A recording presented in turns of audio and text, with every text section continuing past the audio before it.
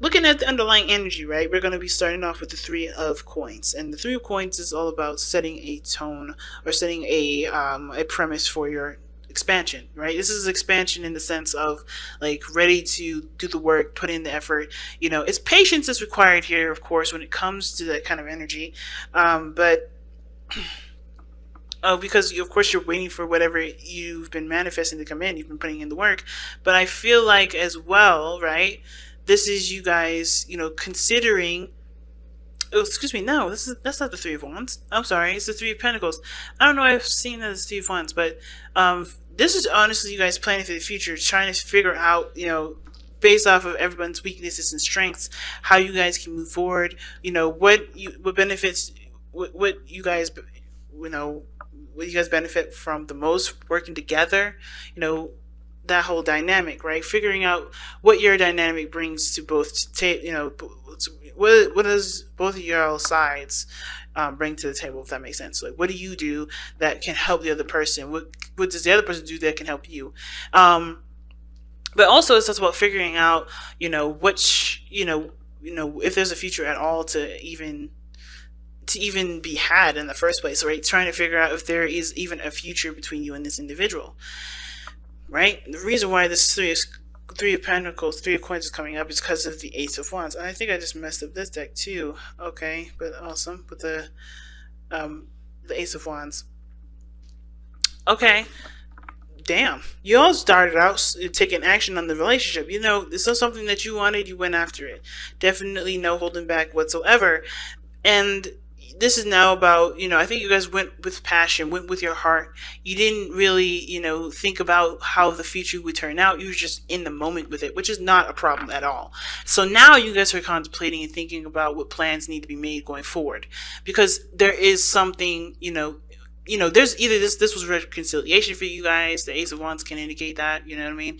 But I feel like there is something like there's something real about this relationship that obviously you want to take to the next level. You just don't know what, you just don't know how, you just don't know what dynamics exactly is, of the relationship is really going to help you move forward. But you're planning that, you're planning forward, you're getting ready for expansion and moving forward, right? And building of some sort of stability of, a long-term commitment, some sort of legacy together. Now, with this could be the one showing up though. This is somebody that is definitely, again, like you've already met them. I think this person is definitely an ex, but this doesn't have to be. This could be someone that you met brand new that just hit a note in your soul that's singing to the sky right now. That y'all are in love. And I think that's, you guys are just ready to just make this a reality, make this real in the sense of like starting to, expand in love of some sort. It's exciting.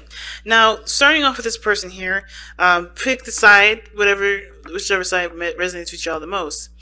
But this person, what they're not really what they're thinking of going into the relationship is the Knight of Swords. They're ready to fight for it. This person is fighting for this relationship. They are adamant about having the victory that they feel that this relationship can bring them, right? But the thing is too that the Knight of Swords is going into it tunnel visioning. He's not looking at other perspectives or other ideas. This person is totally going into it with their own way of thinking, their own style, their own whatever. So they're not really open to different things, which is why the Hangman is coming in for this person. This person is like adamant about fighting for something, fighting for this relationship. They truly want this relationship to happen and for this to be prosperous. But considering that they've got other stuff in here that talks about either going within or stagnancy, they have some things that they have to kind of become open about and surrender to in order for it to really start to cultivate. Now, the other person has the Ace of Cups. Now, this is, for them, this is like a brand new, this is an emotional, excuse me, I would say this is a new love thing. This is a new opportunity in love, and they do see this as that, but they also see this as an opportunity for spiritual growth. They see themselves as growing emotionally, spiritually, and allowing and trusting their intuition a lot more. This is trusting themselves a big time, because this is a door that's opening to their hearts. And I think this is for them a learning experience for themselves as well, because this is tapping into their emotional space that honestly they probably never really go in very go into very much, right? This is someone that's very, very, probably very focused on other things, but not their emotions. So this is an opportunity to truly delve into their feels, to truly, figure out their ins and outs of what they, of their hearts, and ultimately too, going after what they want. Now, what's interesting though, is that how they present themselves is the Nine of Swords. They look like they're constantly under stress. They look like they're constantly like under some serious pressure. Like they seem like they're, they're full of anxieties. They have tons of anxiety right now, and it's not because the situation is bad, because the situation actually looks pretty good. It's because they have they're not seeing the situation externally. Okay, I see why I was thinking the Three of Wands, because the Three of Wands is actually right here. Okay, but anyway, I knew that I'm like, why am I talking about the Three of Wands and it's not even in this reading? It is in this reading, but anyway. But this person is coming from a place of anxieties and stress and doubts and worries and all these and fears, right? They're coming from a place of not really empowering energy. So of course, right, this is allowing them to have faith in this is a spiritual growth process for them, because this is about believing in themselves, trusting in themselves, and being okay with going along with it, with how they feel, and trusting that they can accomplish the things that they want to accomplish, despite the noise and the craziness that their mind will come up with that isn't really true. Because the Nine of Swords is about, it's all the stress and stuff that's accumulated and that's come up in the mind, right? This is coming from the mind. And, it's not actually coming from the physical situation at this moment, because if that was the case, this person wouldn't have their eyes covered, as you see, right? This person is actually holding their children, it looks like, holding their children and looking out at the darkness of the swords. So, it's interesting with this deck, because this person actually is seeing the situation outside, but they're looking towards the darkness, right? They're looking towards that dark spot, the darkness in the crevices of their mind. If swords are representations of thoughts, they're looking at the darkness of their mind, the darkness of the thoughts. So they're not able to really see the situation clearly, because they're not looking at the situation. They're looking at the thoughts. They're looking at the things that either they've experienced in the past that they don't want happening again, or they're just not very, they don't feel very secure. Okay. Now, that being said, this person here has got some things to change as well. Like, for instance, with the Hanged Man coming up, right? It talks about surrendering to a different perspective. Like I said, this person's tunnel vision in this relationship. They're adamant about fighting for it, but they have to see something from a different perspective. They have to see the situation from a totally different angle. And even though this person is trying to trying to take action in the relationship, perhaps, or thinking that this relationship is needing of action being taken, the Hanged Man is showing that they're not doing anything. And it's not because they can't do anything. It's just because that they're the way that it's like they're hitting a brick wall with the way that they're going about it, and they have to hit a different. You have to see something from a different perspective. They have to go about it with a new idea or a new way of kind of thinking and communicating in order for there to be an impact. Because I think this person is like, no matter how hard this person is coming at them, there's no effect. Right? This person is in a situation where there's no changes, nothing changing. The situation is still fucking the same. But the thing is that if they see this person from their perspective, right? If they take a look at their, this person, or put the shoes on of this person, they'll be able to understand what they need to do in order for there to be progress, right? Progress is the fundamental problem for this relationship, because there doesn't seem to be very much. Somebody's like, even though this is a new beginning, emotionally, this person is still scared. This person is still worried. This person is still stressed. This person is still, entertaining thoughts that don't encourage growth. At the same time, this person here is not able to do anything differently, because they're hitting a brick wall with the other person. They can't change it because they're not seeing the situation from the perspective that they need to see it in order for things to change, right? So they have to kind of like wear the shoes of the other person in order for them to understand and to create true progress. So, and that's hard, right? I'm going to actually pull another one for that, because I'm going to see what do you guys need to see of this other person. And it's going to be very different for a lot of you guys. It's not going to be the same for everybody, but it does help to kind of get some sort of ideas to what area or what perspective do you need to surrender to, or is it surrendering personally, like surrendering altogether, like not taking action whatsoever, just allowing the other person to do their thing, and you just kind of be open to it, because it may be that the situation is not calling you for you to do anything, and it's you actually, this person or whoever. I say you, I mean I'm talking to the other person, whoever identifies with this person may be so adamant about getting something that they don't realize that they need to not do that. They may need to just chill, take a step back, not do anything, and actually just be open to things coming in, open to love coming in. Because if they're doing too much, if this person's doing too much, they're going to be, it's like forcing a situation, right? You're going to be, possibly doing the opposite of what you want, right? Instead of making progress and being the person that always does something, you're always going to see situations that don't change. So this person may have to actually take their foot off the gas and actually just coast. You know what I mean? Just coast with it, because that's what I'm getting. This person may just need to coast, and this person needs to just kind of like see that this, the full throttle is no longer on for this person, and maybe that'll give them space to breathe. Who knows? But this person, the reason why they have the Hangman and the Knight of Swords in their mind space, right, is because of the Hermit. Obviously, this is someone that's definitely gone within, figured, they know their power, they know their strengths, they've healed, they've done the things that they need to do to be able to go out there and fight for what they want, because they've taken the time out to figure out exactly what they needed within themselves and what they needed to know about themselves to be able to, start even considering a future. But at the same time, I feel like this is someone that still kind of considers themselves on a solo mission and thinks that they need to do everything by themselves, which is why the Hangman is coming up here, because there's nothing that can happen if you're constantly in the state of, I'm going to do this by myself. I can make sure this happens. I can make it work.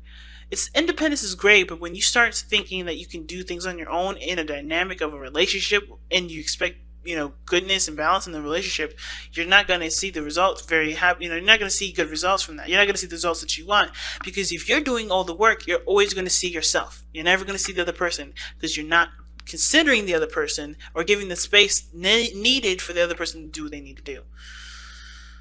Now, the other person, the reason why they're showing the Nine of Swords in the present, like, why they're looking like they're stressed all the time and under a serious amount of stress and anxiety, and the reason why they're thinking of the Ace of Cups, being emotionally open, having, taking this opportunity to grow emotionally and spiritually, is the Three of Wands.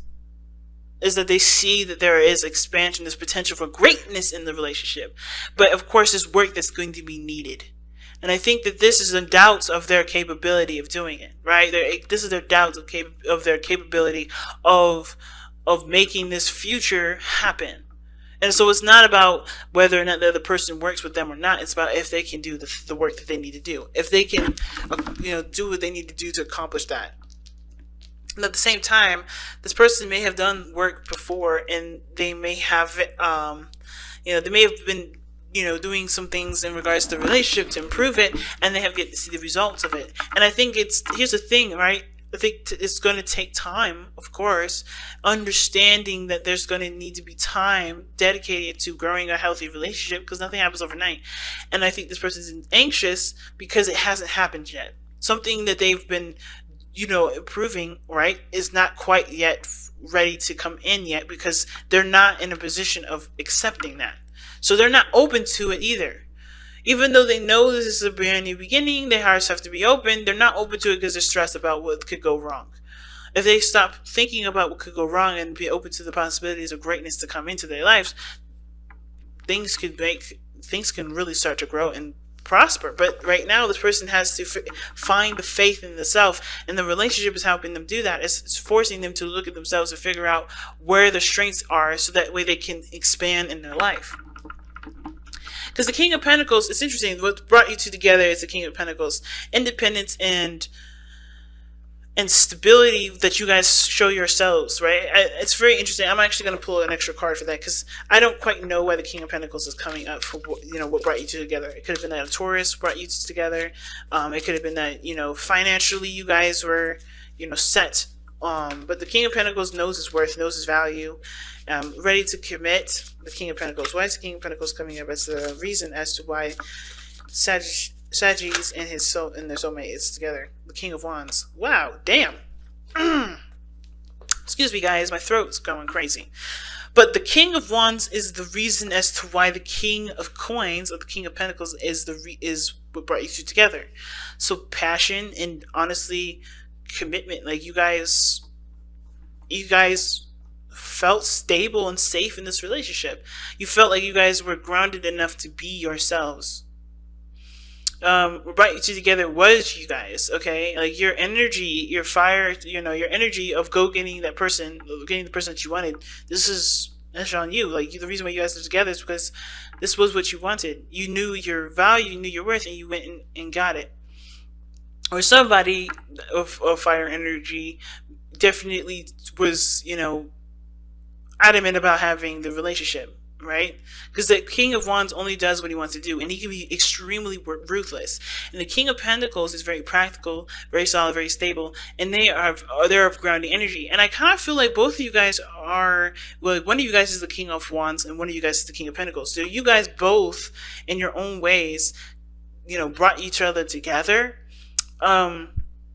Like somebody was definitely passionate, was on a passionate kick, and somebody was like choosing, I don't want to say choosing a safe option, but they felt like they can build a relationship with you. They felt that, one of you guys is the King of Pentacles in this situation, pretty much what I'm saying. The King of Pentacles was the person that sought the relationship out, felt like they can definitely dedicate their time and energy to building something of stability, something of long-term and committed energy here. And the other person was purely on passion and excitement and the feeling of being in the moment with this individual, right? It wasn't long-term, figuring things out. Which is why the other person may be not really in a very practical space, right? Somebody's looking at the long-term, well, the other person wasn't.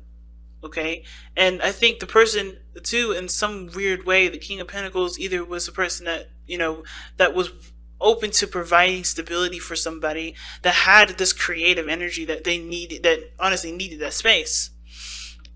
And then at the same time, with the King of Pentacles, they may have been seeking out stability, and the other person was seeking out passion, right?